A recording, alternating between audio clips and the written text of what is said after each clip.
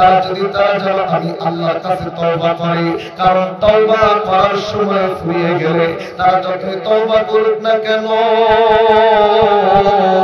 আমি আল্লাহ রব্বুল আলামিন তাদের তওবা কবুল করব না, আমি রব্বুল আলামিন তাদের কোনো গুনাহ মাফ করব না। কিন্তু দুনিয়াতে একটা নির্দিষ্ট সময় রয়েছে, এই সময়ের মধ্যে তারা মাফ চাইব, এই সময়ের মধ্যে তারা তওবা করবে। কারণ বাবাজি বন্ধু, এই দুনিয়ার জমিনে আসার একটা সিরিয়াল আছে, কিন্তু দুনিয়া থেকে বিদায় নেওয়ার কোনো সিরিয়াল। আর একটু জোরে বলেন, দুনিয়া থেকে বিদায় নেওয়ার কোনো সিরিয়াল নাই। যখন তখন মৃত্যু চলে আসতে পারে, যখন তখন মৌত চলে আসতে পারে। আপনার আসার একটা সিরিয়াল দুনিয়াতে আছে বাবাজি। আপনি আসছে, আপনার আগে আপনার বাবা আসছে, আপনার বাবার আগে আপনার দাদা আসছে, দাদার আগে দাদার বাবা, দাদার দাদার বাবা, এইভাবে সিরিয়াল অনুযায়ী দুনিয়াতে আসছে। আবার আপনি আছেন, আপনার পরে আপনার সন্তান আসবে, সন্তানদের পরে আপনার নাতি-পুতি আসবে, এইভাবে একটা সিরিয়াল আছে। কিন্তু দুনিয়ার জমিনে যাওয়ার কোন সিরিয়াল নাই, যে কোন মুহূর্তে চলে আসতে পারে। আমরা দুনিয়াতে দেখেছি বাবা তাদের মধ্যে সন্তানের লাশ নিয়ে গোরস্থানের দিকে যায়, আছে না নাই? আমার দাদা দাদি বেঁচে আছে, দাদা দাদি বেঁচে আছে, কিন্তু দাদার কাঁধের মধ্যে নাতির লাশটা নিয়ে গোরস্থানের দিকে যাচ্ছে, আছে না নাই? নবী গো, আমার জানটা যেন কয়েকটা দিন পরে বা কয়েকটা ঘন্টা পরে বা কিছু সময় পরে করে কবজ করে। আল্লাহর কাছে বলেন আর কিছু সময় আমার প্রয়োজন। মুসা পয়গম্বর ডাকতে বলল, আরে হে আল্লাহর বান্দা, যদি আজরাইল চলে আসে, জানখানা যদি কবজ করে নিয়ে যাওয়া শুরু করে, ওই মুহূর্তে ফেরানো যাবে না। দুনিয়ার সবাইকে ঘুরিয়ে দেওয়া যায়, দুনিয়ার সবাইকে হয়তো ঘুষ দিয়ে কোনো কাজ বন্ধ রাখা যায় বা চালু করা যায়, কিন্তু একজনকে ঘুষ দেওয়া যায় না। বলেন না তিনি কে? একটু জোরে বলেন না। আজরাইলকে কখনো ঘুষ দেওয়া যাবে?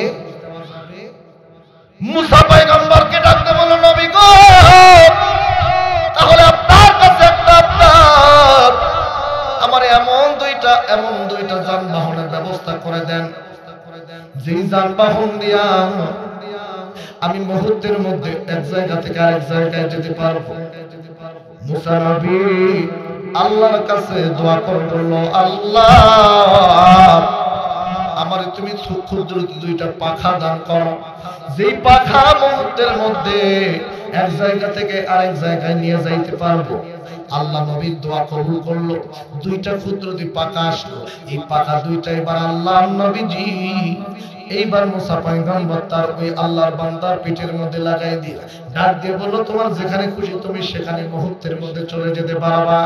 এইবার মুসা নবীর সেই উম্মত, সেই লোকটা আল্লাহর বান্দা এইবার পাখানো দুইটাকে হুকুম করে বলল, আমাকে এখান থেকে উড়াইয়া হাজার হাজার মাইল দূরে এমন জায়গায় নিয়ে যাও যেখানে খালি জঙ্গল, কোনো মানুষ নাই, কোনো মানুষ যেতে পারবে না, এমন একটা জায়গায় আমাকে তাড়াতাড়ি নিয়ে যাও। পাখা এবার ওরা শুরু করলো।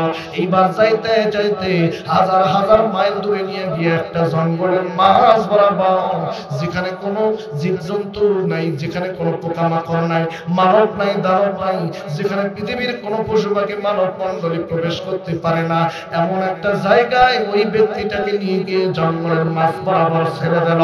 আর আল্লাহর বান্দা মাঝ বরাবর যখন নামছে, জঙ্গলের মাঝখানে কেবল নামছে, আর মনে মনে ভাবতে যে জায়গা আজরাইলের হাত থেকে এবার বাঁচা গেল।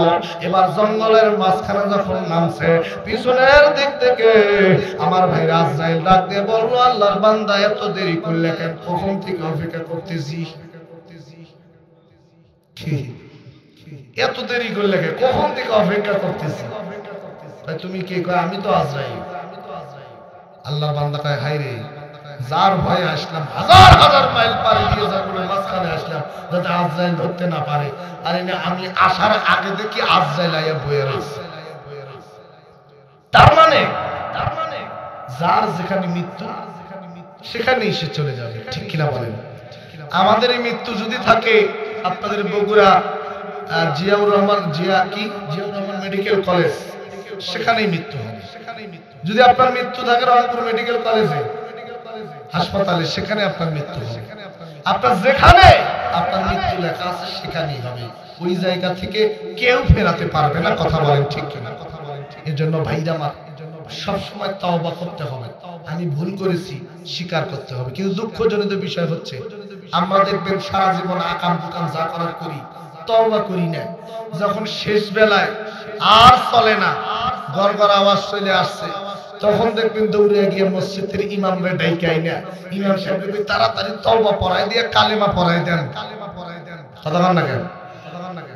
সারাটা জীবন কালেমা পড়ে নাই, শেষ বেলায় হুজুর ভাড়া করে নিয়ে এসে কালেমা পড়ায়, তওবা করায়। লাভ আছে নাকি? কথা হয় নাই, লাভ আছে নাকি? সারা জীবন সুদ খাইলো, ঘুষ খাইলো, হারাম খাইলো, অন্যায় অত্যাচার জুলুম নির্যাতন করে বেড়াইলো, আর শেষ বেলায় যায় কালিমা খুঁজে। কথা বল না কেন? ফেরাউন সারা জীবন নিজের খোদা দাবি করলো, কত নিরপরাধ মানুষকে বিনা অপরাধে মেরে ফেললো, অথচ মৃত্যুর পূর্বে যা ইমান আনার জন্য কালিমা পড়া শুরু করেছিল, আল্লাহ বলে কোনো লাভ নাই। কথা বলেন ঠিক কিনা? কোনো লাভ নাই। সারা জীবন এত মানুষ মারলা, এত মানুষকে খুন গুম করলা, যতই তওবা করো না কেন, তওবা কাজে লাগবে না। কথা বলেন ঠিক কিনা?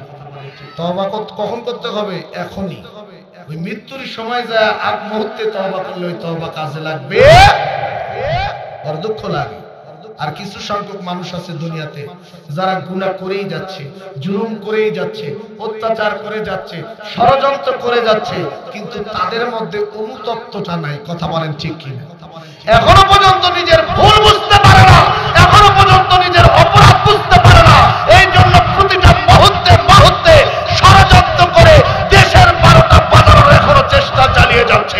কথা বলেন ঠিক কিনা? এই জন্য সাবধান, সময় আছে, তওবা করো, ফিরে আসো। আমরা সারা জীবন গুনাহ টুনা করি। বাংলাদেশের আবার কিছু মানুষের স্বভাব চরিত্র এরকম, সারাটা জীবন সুদ খায়, ঘুষ খায়, হারাম খায়, গুনাহ পাপ কাজ করে যখন চাকরি রিটার্ন হয় তখন চলে যায় হজে। হজে যাওয়ার পরে খানায় কাবার গিলাফ ধরে আল্লাহরে বলে, আল্লাহ আমি নাফরমান করছি, আল্লাহ অনেক নাফরমানি, ফালাই চোখের পানি। আল্লাহকে বলে, আল্লাহ তোমার আমরা বেশি করে মানি। আল্লাহ কয়, চুপ কর, তোরা যে কত বড় সিটার বাটপার আমি আল্লাহ ভালো করে জানি। কথা কয় না? খানায় খাবার গিলাফ ধরে আল্লাহ তওবা করতেছি, আর কোনোদিন ঘুষ খাবো না, অথচ চাকরি নেই। কথা কয় না? গায় চাকরি যখন থাকলো সেই বেলায় কোনোদিন তওবা করলো না, একটা দিন মনে করলো না যে এই যে ঘুষ খাচ্ছে এটা তো হারাম, খাবো না, তওবা করলাম না। সারা জীবন ঠিকছে মালটু কামাই নিয়ে শেষ বেলায় যা রিটার্ন করছে, চাকরিও নাই, ঘুষও দেবে না, অহন গেছে হজ করবার, যায় এনে তওবা করতেছে আর ঘুষ খাবো না। এরকম বাটপার আছে না নাই? ভাইয়া কথা বলেন, আছে না নাই? অসংখ্য আছে যাদের টার্গেট হচ্ছে শেষ বেলায় যায় পুরোপুরি ইমানদার সাজবো। সারা জীবন সব করলো, শেষ বেলায় যায় ইমানদার সাজে। এরকম আছে না নাই? কথা বল না কেন? বাইরে লাভ নাই। নামাজ পড়ে 10 বছর, 20 বছর, 30 বছর ধরে নামাজ পড়ে, কিন্তু নিজের মধ্যে কোনো পরিবর্তন নাই। আছে না নাই? কপালে কালো দাগ, তসবিহ টেপে, মানুষের বড় বড় হাদিসও শোনায়, অথচ খোঁজ নিয়ে দেখেন তার ভিতরেই ঠিক নাই, পরিবারটা ঠিক নাই। সে হজ করে আসছে হাজী সাহেব, তার ঘরের বউ, তার ঘরের মেয়ে পর্দা নাই, খুশি নেই, অর্ধ উলঙ্গ হয়ে ঘুরে বেড়াচ্ছে। কথা বলেন লাগে না? তারা নামাজ পড়ে 5 ওয়াক্ত, অথচ ভেতরের মধ্যে হিংসা দিয়ে, অহংকার দিয়ে ভরা। এরকম আছে না? কেন ভাই? আপনি একজন নামাজি, আপনি পরিবর্তন হন, কেন ভিতরে অহংকার থাকবে? কেন দাম্ভিকতা থাকবে? এরকম আছে না নাই? এজন্য নিজের মধ্যে পরিবর্তন আনতে হবে। হজ করে আসছে, অথচ পিছনে তাকায় দেখেন হাজী সাহেব, অথচ খোঁজ নিয়ে দেখেন তার যে বোনের যে সম্পদের ভাগ সেটাই দেয়নি। কি কথা কয় না? ও তুমি হজ করিয়া করবা কি, নামাজ পড়িয়া করবা কি, কলমেতে থাক থাকে যদি তোমার ভরা শয়তানি। কথা বলেন ঠিক কিনা? আছে না নাই? সারা জীবন সুদ খায় ঘুষ খায়, তারা সুদ খায় ঘুষ খায়, সম্পদের পাহাড় করে, লক্ষ লক্ষ কোটি কোটি টাকা করে, আর আমরা তাদেরকে ধরে ধরে মসজিদ মাদ্রাসা কমিটির সভাপতি সেক্রেটারি বানাই দিই। এবার কথা বলেন না কেন? যারা কথা বলবে না বুঝবেন তারা ওই গ্রুপের লোক। কথা বলেন, দেখেন কারা কথা হয় না। যারা কথা বলবে না তারা বুঝবেন কি ওই গ্রুপের। কোন গ্রুপের? ওই গ্রুপের। বুঝেন তো নাকি? একটা কাজের সুদ খায়, রাসূল বলল তার মায়ের সাথে সে জিনা করলো। নাউজুবিল্লাহ। কোন যারা সুদ খায়, তারা ঘুষ খায়, তারা সরাসরি আল্লাহর সাথে জিহাদ ঘোষণা করলো। নাউজুবিল্লাহ বলেন। অথচ তাই পর আছে না নাই? আরে ভাই, আপনার কে বলেছে মসজিদ দোতলা করতে? কে বলেছে টাইলস লাগাতে? কে বলেছে মসজিদে এসি লাগাইতে?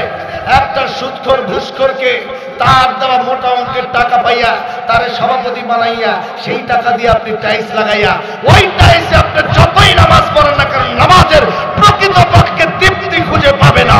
কথা বলেন ঠিক কিনা? আজ থেকে 20-30-50 বছর পূর্বে এদেশে মানুষের ইমান গুলো ছিল পাকা, মসজিদ গুলো ছিল কাঁচা। ঠিক কিনা? মসজিদ গুলো কাঁচা ছিল কিন্তু ইমান গুলা পাকা ছিল। পাকাপোক্ত ইমান নিয়ে মসজিদে গেছে, সেজদা দিলে কপালের মধ্যে ধুলা লাগছে, কারণ টাইলস ছিল না, পাকাও ছিল না, কাঁচা। সব বিছাইছে, ধুলাবালি কপালের মধ্যে লাগে। ফ্যান ছিল না তেমন, ঘট ঘট করে আওয়াজ করত, উপর থেকে কুয়াশার পানি পড়তো। কিন্তু সেই দিনের পাকাপোক্ত ঈমানওয়ালারা মসজিদে গেছে সবার আগে, ধীরে সুস্থে নামাজ পড়ছে, কোনো টেনশন ফেনশন ছিল না। আর বর্তমানে দেখবেন যতই ডিজিটাল হচ্ছে, কত সুন্দর সুন্দর মসজিদ হচ্ছে, মসজিদগুলো পাকা হচ্ছে, কিন্তু মাগার সমাজের মুসল্লি নামাজিদের ঈমানের কোনো পরিবর্তন আসতেছে না। কথা বলেন ঠিক কিনা? মসজিদে যায়, সারা সপ্তাহে মসজিদে যায় না, একবারে দেখবেন শুক্রবার জুমার দিন করে খালি নামাজে মসজিদে যায়। এরকম মুসল্লি তো এদিকে নাই। কথা হয় না কেন? আমি মনে করছি খালি আমাদের গাইবান্ধার দিকে মনে আছে, এদিকেও আছে, আমাদের গাইবান্ধায় আছে, সারা সপ্তাহে মসজিদে যায় না, খালি শুক্রবারে জুমার দিন যায়, এদিকেও আছে। আচ্ছা যায়, ভালো কথা। এরা দেখবেন কিছু কিছু যারা যায়, এরা দেখবেন যায় সবার শেষে, ইমাম সাহেব খুতবা দিয়ে নামাজে দাঁড়াবে তার আগে আগে যায়। যাওয়ার পরও দেখবেন মসজিদের ভিতর মন টেকে না, ছটফট করে, মনটা উড়ুভুরু করে, কখন খালি বাইরে হওয়া যায় সেই চেষ্টায় আর সেই ধান্দায় থাকে। ইমাম সাহেব নামাজে দাঁড়াইছে, নামাজ শেষ কইরা সালামটা কেবল ফিরাইতে দেরি, ওর দেখবেন মসজিদ থেকে কার আগে তাড়াহুড়া করে কার ঘাড়ের উপর দিয়ে ঝাঁপ দিয়ে কার জুতা নিয়ে আগে ভাগতে পারে, অর দেরি হয়। কথা কান না কে?